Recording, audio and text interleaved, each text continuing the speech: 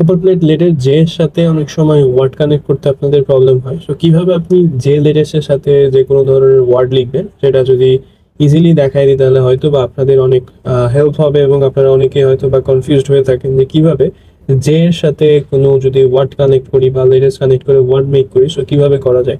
So প্রথমে আপনাদেরকে আমি যেই লেটার্সটা লিখে দেখাবো, সো কিভাবে যেই লিখবেন সেগুলো কিন্তু আমার ইউটিউব চ্যানেলের ভিডিওগুলো আছে, you can check it out.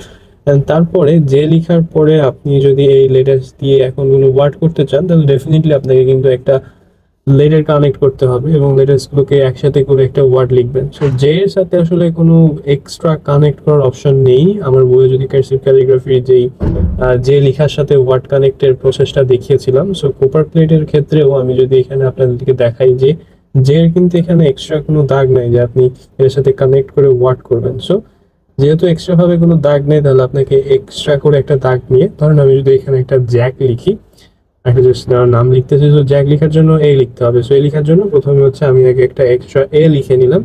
So এ লেখার সাথে সাথে ওই এক্সট্রা যে দাগটা এখন নিলাম এক্সট্রা হবে সেটার সাথে কানেক্ট করে দিলাম। তারপর এ এর সাথে যে এক্সট্রা দাগ আছে সেটার সাথে আবার সি কানেক্ট করবো, তারপর এটার সাথে আবার কে কানেক্ট করবো, যেমন সি এর এক্সট্রা দাগটা বেশি হয়ে আছে এটার সাথে জাস্ট আমরা কে কানেক্ট করে দেবো। সো এইভাবে আপনি সেম ওয়েতে আদার্স যেই দিয়ে ওয়ার্ডগুলো হয় এগুলো কিন্তু ইজিলি আপনি লিখতে পারবেন। সো এই ছিল যেই দিয়ে কিভাবে ওয়ার্ড লিখবেন।